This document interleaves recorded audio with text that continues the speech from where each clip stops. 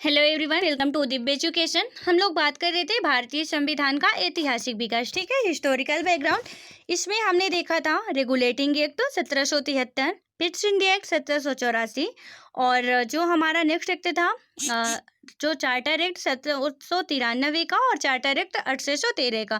ठीक है, charter act आते हैं, हमने चार चार्टर एक्ट आते हैं, हमने दो चार्टर एक्ट की बात कर ली है। देन आज हम बात करेंगे जो हमारा दो और चार्टर एक्ट शेष रह गए। ठीक है, 1813 का चार्टर एक्ट और 1853 का चार्टर एक्ट। ठीक है, तो इन दोनों के बारे में हम समझेंगे, बट उससे पहले हम जो भी कल पढ़े हैं उसका एक बार क्विक रिवीजन कर लेते हैं ताकि हमको सारी बातें याद रहे, भूले ना। ठीक है, 1793 के चार्टर एक्ट की बात करें तो इसमें क्या किया गया था कि कंपनी यह इस एक्ट के तहत जो कंपनी के व्यापारिक अधिकारों को 20 वर्षों के लिए बढ़ा दिया गया था। दिन उसके बाद कि जो इस कंपनी के नियंत्रक मंडल थे, ठीक है, बोर्ड ऑफ कंट्रोलर का वेतन भारतीय राजस्व से दिया जाने लगा था और ये लगातार कब तक चलता रहा, 1919 तक चलता रहा था। ठीक है, देन नेक्स्ट की बात करें जो 1813 का चार्टर एक्ट था, तो इसमें क्या बात कही गई थी, इसमें बात कही गई थी कि कंपनी के व्यापारिक एकाधिकार को समाप्त कर दिया जाएगा। कि उसमें पहले रूल था कि सिर्फ कंपनी ही यहाँ पे व्यापार कर सकती है, तो क्या किया गया, कंपनी के व्यापारिक एकाधिकार को समाप्त कर दिया गया, पूर्ण रूप से समाप्त तो नहीं किया गया। ठीक है, ये बात भी आप याद रखना, कुछ रिस्ट्रिक्शन के साथ समाप्त किया गया, बट उसमें भी चाय और चीन के साथ व्यापार लगातार कंपनी के चलते रहे। भारत में और पूर्वी भारत मतलब कि यूरोप में अफीम का भी व्यापार शेष बचा था। ठीक है, ये 1813 का चार्टर एक्ट है। देन उसके बाद इसमें क्या बात की गई थी कि भारतीय राजस्व से व्यय किए जाने के लिए नियम एवं पद्धतियां बनाई गई थी। ठीक है, इसमें रूल और रेगुलेशन बनाए गए थे कि कैसे क्या व्यय किया जाएगा। देन उसके बाद इस चार्टर एक्ट ने कलकत्ता, बम्बई और मद्रास की सरकारों द्वारा बनाई गई गतिविधियों का ब्रिटिश संसद द्वारा अनुमोदन किया जाना अनिवार्य बना दिया गया था। राइट, अब आज हम बात करेंगे कि जो 1784 का पिट्स इंडिया एक्ट हमने देख लिया था। देन उसके बाद आज हम बात करेंगे 1813 का चार्टर एक्ट और 1853 का चार्टर एक्ट। राइट, 1813 1813 नहीं है, 1833 है। तो 1833 का चार्टर एक्ट की बात करें तो सबसे पहले क्या हुआ था कि ब्रिटिश भारत के केंद्रीयकरण की दिशा में यह अधिनियम मतलब कि यह अधिनियम निर्णायक कदम था। इस अधिनियम की विशेषताओं की बात करें तो यहाँ पे ये विशेषताएं कुछ लिखी हुई हैं।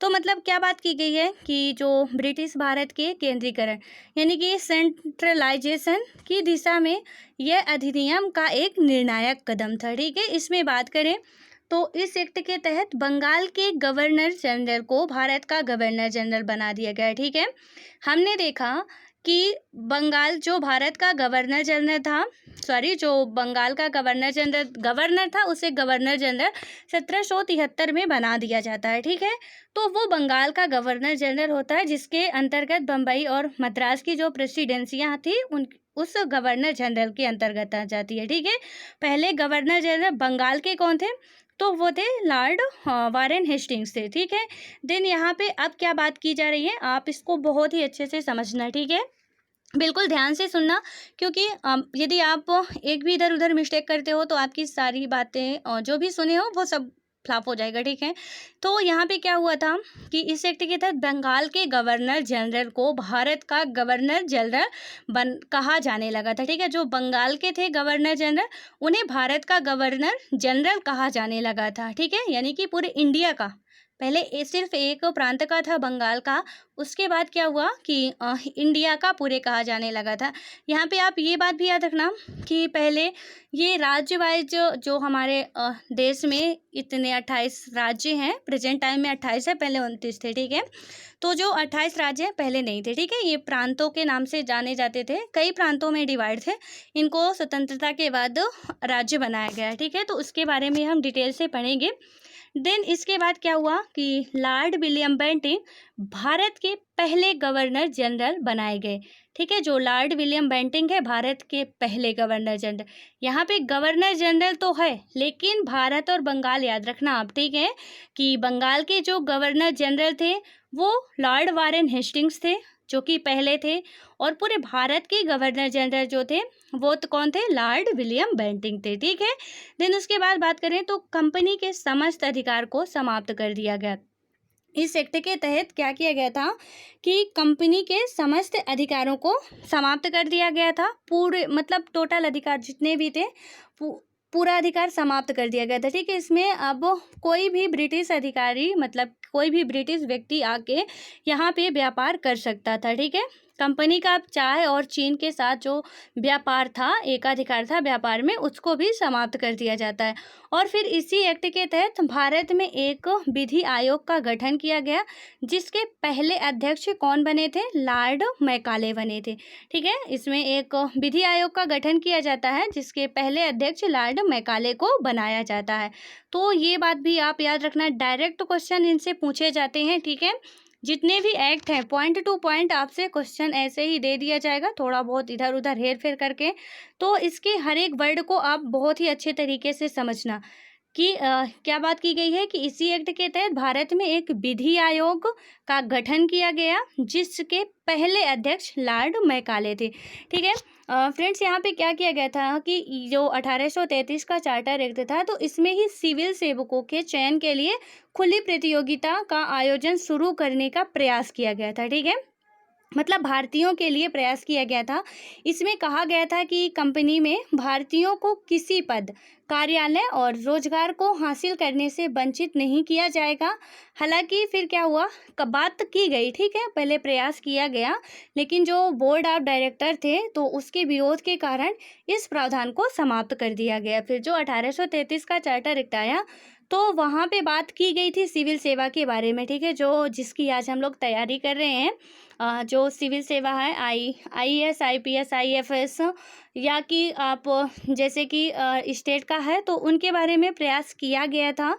लेकिन 1833 के चार्टर एक्ट में ही कि भारतीयों को ही छूट मिले, क्योंकि आपको पता है कि जो सिविल सेवा है मतलब यूपीएससी है, उसमें क्या बात की गई थी कि एक तो उसमें सिर्फ अंग्रेज पार्टिसिपेट करते थे। ठीक है।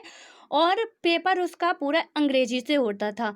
अभी भी इसी के कारण आज भी हिंदी मीडियम वाले कहीं ना कहीं पीछे हो रहे हैं। उसका जितना भी पहले जो पेपर होता था वो टोटल अंग्रेजी से होता था, और जो अंग्रेजी पढ़ता था सिर्फ वही उसका पेपर पास कर सकता था। ठीक है। अदर कोई नहीं उसको उसके पेपर को पास कर सकता था।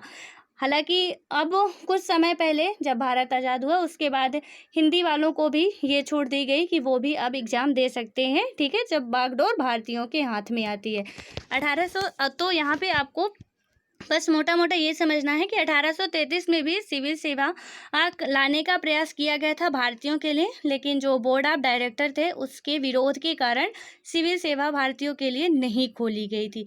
ठीक है। देन उसके बाद हम बात करें 1853 का चार्टर एक्ट। तो इसमें हम क्या बात करते हैं कि 1793 से 1835 के दौरान ब्रिटिश संसद द्वारा पारित किए गए चार्टर अधिनियम के श्रृंखला में अधिनियम अंतिम था। ठीक है। जो यह अधिनियम था 1813 का, वो अंतिम था, क्योंकि हमने देखा था कि 1700 क्या हुआ था, 1773 से 1858 तक का जो हमारा है तो वो ब्रिटिश शासन का मतलब कंपनी का शासन रहता है। ठीक है। उसके बाद अब 1858 से किसका आ जाएगा, 1858 से 1947 तक ताज का शासन आ जाता है। तो यहाँ पे ये लास्ट चार्टर एक्ट था, मतलब चार्टर अधिनियम की श्रृंखला में यह अधिनियम अंतिम था। ठीक है। इसने पहली बार गवर्नर जनरल के विधायी एवं प्रशासनिक कार्यों को अलग अलग कर दिया था। ठीक है। जो गवर्नर जनरल था उसके विधायी और प्रशासनिक कार्यों को दोनों को अलग अलग कर दिया था, जैसे कि यहाँ पे दिया गया प्रशासनिक कार्य और विधायी कार्य। ठीक है। इसने सिविल सेवकों की भर्ती एवं चयन हेतु खुली प्रतियोगिता की व्यवस्था का शुभारंभ कर दिया।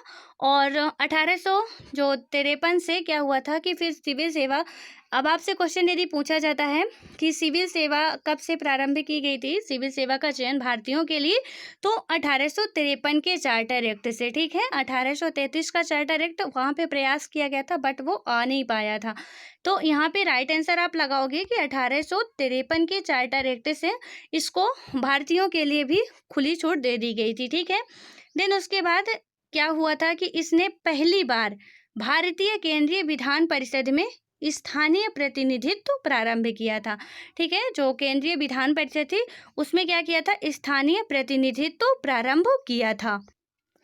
और इसी एक्ट के तहत क्या हुआ था कि इसने कंपनी के शासन को विस्तारित किया था, मतलब कि और बढ़ा दिया गया था, और भारतीय क्षेत्र को इंग्लैंड राजशाही के विश्वास के तहत कब्जे में रखने का अधिकार दिया। ठीक है, देन उसके बाद क्या हुआ था, लेकिन पूर्व अधिनियमों के विपरीत इसमें किसी निश्चित समय का निर्धारण नहीं किया गया। जैसे हर एक अधिनियम में किसी न किसी निश्चित समय का निर्धारण कर दिया जाता था, 10 साल, 20 साल, 25 साल, तो इसमें ऐसा कोई निर्धारण नहीं किया गया था। इससे स्पष्ट था कि संसद द्वारा कंपनी का शासन किसी भी समय समाप्त किया जा सकता था। ठीक है, मतलब कि ब्रिटेन के संसद द्वारा जो भी कंपनी का शासन था, हालांकि पहले तो उसको विस्तारित करने की छूट दे दी गई, लेकिन इसमें ये भी डर था कि वो संसद के द्वारा, ब्रिटिश संसद के द्वारा इसको कभी भी समाप्त किया जा सकता है। ठीक है, यहाँ पे आप एक नोट डाल के लिख लो एक बात, तो जो कि बहुत इंपॉर्टेंट है, भारत में सिविल सेवा का जनक किसे कहा जाता है। ठीक है, ये क्वेश्चन काफ़ी बार पूछा जाता है। तो भारत में सिविल सेवा का जनक लॉर्ड कॉर्नवालिस को कहा जाता है। ठीक है, ये बात याद रखना।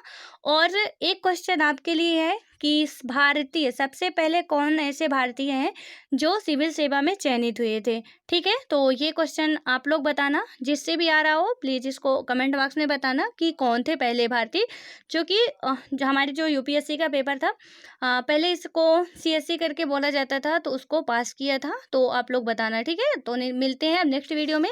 आई होप कि ये सारी बातें आपको बहुत ही अच्छे तरीके से समझ में आ गई होगी।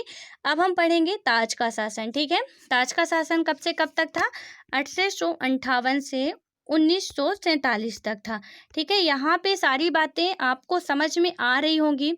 कैसे प्रांतीय परिषद बनाई गई, विधान परिषद का गठन किया गया, कैसे बोर्ड ऑफ कंट्रोलर है, बोर्ड ऑफ डायरेक्टर का गठन किया गया। ठीक है, कैसे अधिनियम बनाए गए, एक्ट बनाए गए, तो ये सारी बातें आप लोगों को समझ में आ रही होगी। देन धीरे धीरे इसी से ही क्या हुआ था, हमारे संविधान का निर्माण होने की बात शुरू होती है फिर। ठीक है, ऐसे ही अब यहाँ पे हम पढ़ेंगे कि कैसे संविधान निर्माण की बात की जाती है 1858 से 1947 तक, जब तक ताज का शासन आता है। ठीक है, तो यहाँ पे आप सारी बातें समझेंगे डिटेल से। सो अब मिलते हैं नेक्स्ट वीडियो में, तब तक के लिए बाय बाय। पढ़ते रहो और अपनी पढ़ाई को कंटिन्यू जरूर बनाए रखो।